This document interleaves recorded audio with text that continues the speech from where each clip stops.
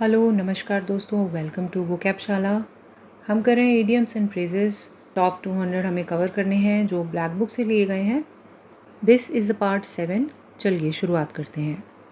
पहला पूछा गया है in the long run. In the long run मतलब आखिरकार।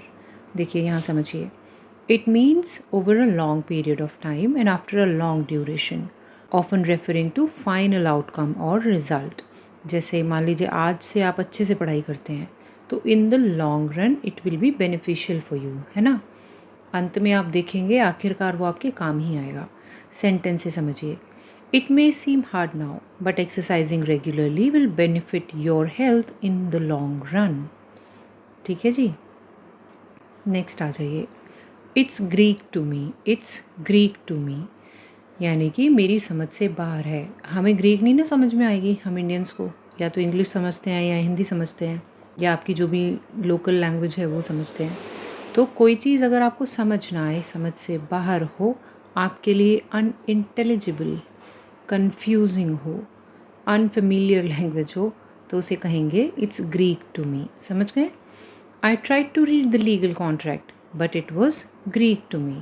लीगल कॉन्ट्रैक्ट जो भी लॉ बैकग्राउंड से होंगे उनके लिए फिर भी समझने योग्य होगा, पर हम लोगों के लिए जो नहीं है उसके लिए ग्रीक होगा, है ना। जैसे आप यहाँ देख सकते हैं ना, हम नहीं समझ पा रहे क्या लिखा है। आगे आ जाइए। अगला पूछा गया है jump the gun. Jump the gun होता है जल्दबाजी करना। It means to act too sooner before the proper time, often without thinking things through. बिना चीज़ों के बारे में अच्छे से सोचे अगर आपने निर्णय ले लिया है तो आपने क्या किया है, you jumped the gun. Jumped the gun. Sentence देखिए, he jumped the gun by announcing the project before it was officially approved, है ना। आगे आ जाइए। Let sleeping dogs lie. Let sleeping dogs lie. Hindi में सोते शेर को मत जगाइए। इन्होंने डॉग से शेर को बदल दिया है, ये तो बड़ी नाइंसाफ़ी है। सोते शेर को मत छेड़िए। देखिए मतलब क्या है इसका। It means to avoid bringing up problem और conflict from the past that could cause trouble if revisited. ऐसी कोई बात का जिक्र ना करें जिससे ट्रबल हो सकता है ना। पुरानी कोई बात है उसे दबी ही रहने दें। I thought about asking her about the old argument, but decided to let sleeping dogs lie. समझ गए? अगला देखिए, live from hand to mouth. Live from hand to mouth. जैसे तैसे गुजर बसर करना, किसी तरह से बस गुजारा हो रहा है, उतना ही कमा पा रहे हैं। It means to survive with just enough money or resources to meet basic needs without any saving or extras. मतलब बस आप खाना ही खा पा रहे हैं 2 वक्त का, तो live from hand to mouth. After losing his job, he had to live from hand to mouth, struggling to pay for food and rent. आगे देखिए, make no bones about. Make no bones about मतलब ज़रा भी नहीं हिचकिचाना, साफ साफ स्पष्ट रूप में कह देना। Speak frankly directly about something without hesitation और शुगर कोटिंग। कुछ लिपा पोती नहीं, साफ साफ बोल दिया, सीधा बोल दिया। अब यहाँ पे मैं एक पुराना पूछ लेती हूँ आपसे। लास्ट क्लास में बताया था cut to the chase. Cut to the chase का मतलब आप मुझे बताइए, कमेंट सेक्शन में लिखिए इसका क्या मतलब है। सेंटेंस देखिए, she made no bones about her dislike for the new policy and voiced her concerns openly. उसने खुले में बोला है ना। She made no bones about what she disliked about the new policy. अगला जाइए, on tenterhooks. On tenterhooks होता है चिंता में होना, परेशानी में होना। To be in a state of anxious suspense और नर्वस एंटिसिपेशन। एंक्शियस हो रहे हैं आप, नर्वस हो रहे हैं किसी चीज़ को लेके। देखिए, she was on tenterhooks waiting for the result of her final exam. Final exam का रिजल्ट आएगा तो चिंता में होंगे ना आप, तो अब कहिएगा we are on tenterhooks. तो एग्ज़ाम में आ जाए तो करेक्ट मार्क करके आना है। ओके, आगे आ जाइए। Play it by year. Play it by year बिना किसी विशेष तैयारी के कुछ करना, जो आपने सुना है कानों से बस उसके बेसिस पे कुछ कर देना। It means to deal with a situation as it develops without a fixed plan, improvising as needed.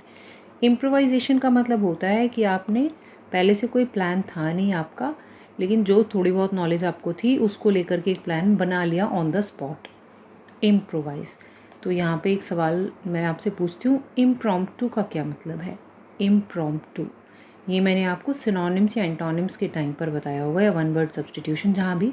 तो ये मुझे बताइए इम्प्रॉम्प्टू क्या है। सेंटेंस देखिए, we didn't play anything for the trip, we just played by ear and see what we feel like doing. हमने plan कोई नहीं किया था, लेकिन बिना तैयारी किए गए और देखा कि जो हमारा मन करेगा हम कर लेंगे। अगला देखिए, पोर कोल्ड वाटर और थ्रो कोल्ड वाटर, मतलब पानी फेर देना। यहाँ पे देखिए मतलब यहाँ समझ में आएगा। इट मीन्स टू डिस्करेज और क्रिटिसाइज समवंस आइडिया और इंथुजियाज्म, मतलब कोई जोश में था, आ करके आपसे कोई आइडिया उन्होंने शेयर किया, लेकिन आपने तभी के तभी उस पर पानी फेर दिया, नकार दिया उसे। What you did, you poured cold water on the idea. Okay, देखिए, she was excited about starting her own business but her parents poured cold water on her plans by pointing out all the risks. समझ गए? लड़की जो है वो अपने mummy papa के पास गई कि बिज़नेस करना है, पर उन्होंने क्या किया, उसे निराश किया ये कहकर कि बहुत रिस्क है भाई। They poured cold water.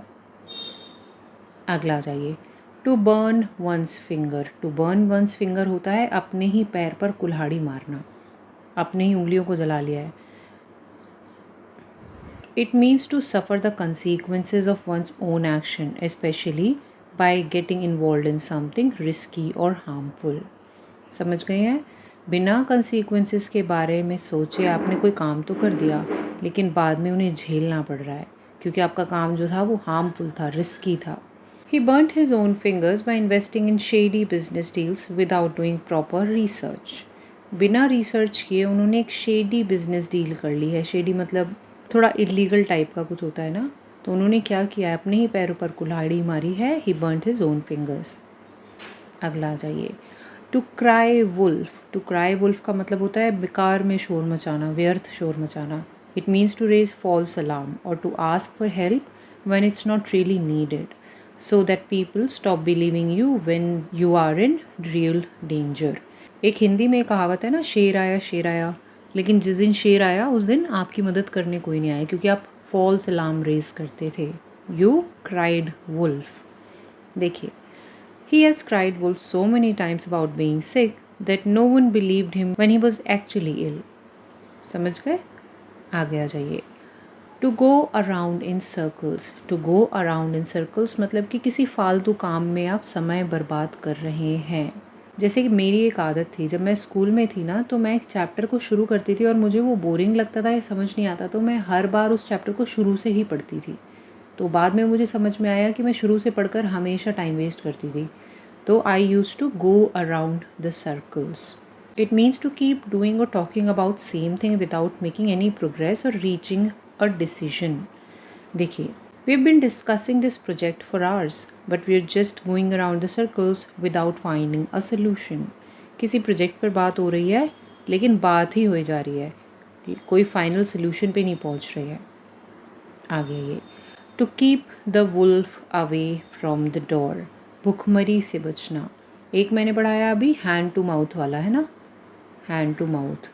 वो भुखमरी से नहीं बच रहे हैं आप, उतना पैसा है आपके पास कि आप खा सकते हैं 2 वक्त की रोटी, लेकिन ये और भी बुरा हाल है। To keep the wolf away from the door, it means to just have money और resources to avoid hunger, poverty और बेसिक हार्डशिप। बिल्कुल ही बेसिक, बहुत कम आपको मिल पा रहा है, तो you are keeping the wolf away from the door.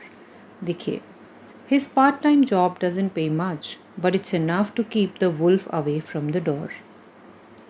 अगला देखिए, to make up one's mind. To make up one's mind यानी निर्णय करना। It means to decide something after thinking about it. She finally made up her mind to accept the job abroad. आगे आ जाइए, to put a spoke in one's wheel. किसी के wheel में spoke यानी कोई भाला अड़ाना यानी टांग अड़ाना। It means to deliberately cause trouble to someone और हिंडर देयर प्रोग्रेस और प्लान्स। कोई है जिनके प्लान्स को जानबूझकर, डेलिबरेटली मतलब जानबूझकर ट्रबल में डाला जा रहा है, तो क्या हो रहा है, they are putting a spoke in the wheel. Sentence देखिए, just when we were about to launch the product, a competitor put a spoke in our wheels by releasing a similar version first. समझ गए हैं? आगे आ जाइए। To take to task, to take to task यानी किसी गलती को लेकर अगर फटकार लगाई गई है। तो यहाँ पे मेरा अगला सवाल आ जाता है, फेस द म्यूज़िक, जो मैं ऑलरेडी पूछ भी चुकी हूँ, अब तक तो याद हो गया होगा। इसका मतलब आप कमेंट सेक्शन में लिखिए। देखिए, the idiom to take to task to mean criticise और स्कोल्ड समवन फॉर मिस्टेक और रॉन्ग डूइंग। कुछ गलत कर दिया है तो क्रिटिसिज्म मिल रहा है, डांट पड़ रही है, तो उसके लिए इस्तेमाल होता है to take to task. The manager took him to task for missing the deadline without valid reason. Deadline किसी ने मिस कर दी है तो मैनेजर क्या करेंगे? Manager will take that person to task, है ना।